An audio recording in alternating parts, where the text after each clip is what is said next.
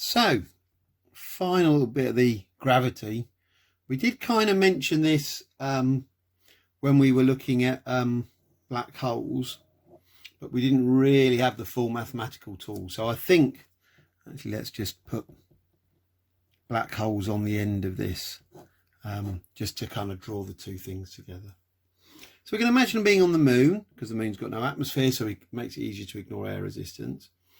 And essentially what you know is that if you throw something in the air, it goes up, stops, comes back down again.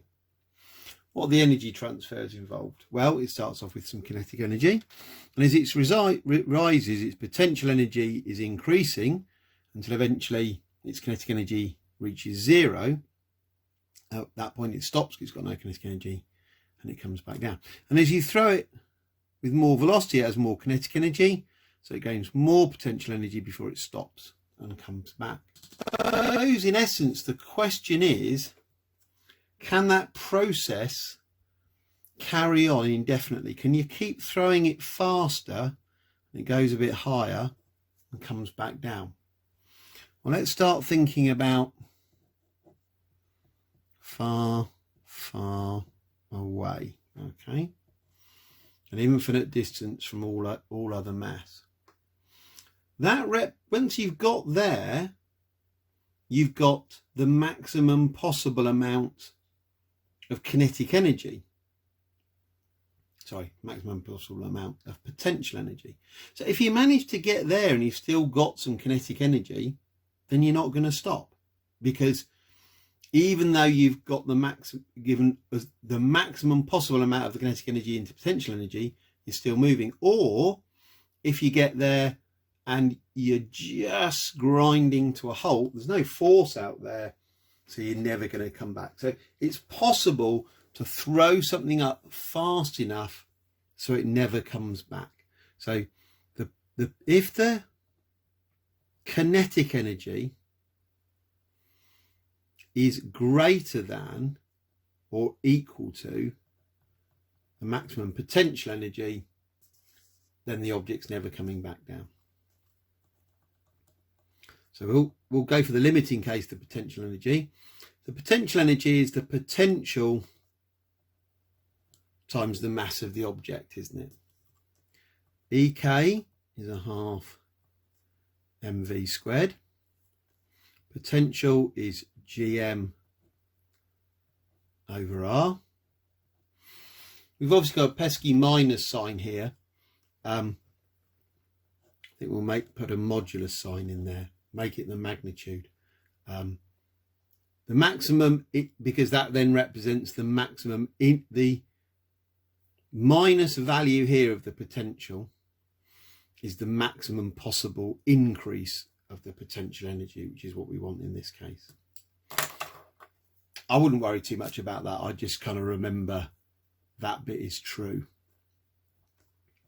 The m's cancel, the little m's cancel, because they're both the same, they're the mass of the object. And that's good, because that then means the escape velocity doesn't depend on the mass of the object. And that's what we would expect, just like all objects fall at the same speed. If you throw two objects up on the moon at the same speed, provided, doesn't matter whether they've got the same mass, they'll both carry on forever and never return. So we've got 2v squared equals gm over r. So that goes over and you get v squared is gm over 2r, or the escape velocity is gm over 2r. We've seen this done in questions from a graph as well. So make sure you're understanding this rather than just trying to learn an equation. So I think we had a question one year, and you read off the potential energy from a graph as a certain number, used that to work out how much energy it would need to get to far, far away, and when we equated that with the kinetic energy. So how does that relate to a black hole? Well, I'm just going to rearrange in another direction now and say that just cross multiply 2rv squared is equal to GM.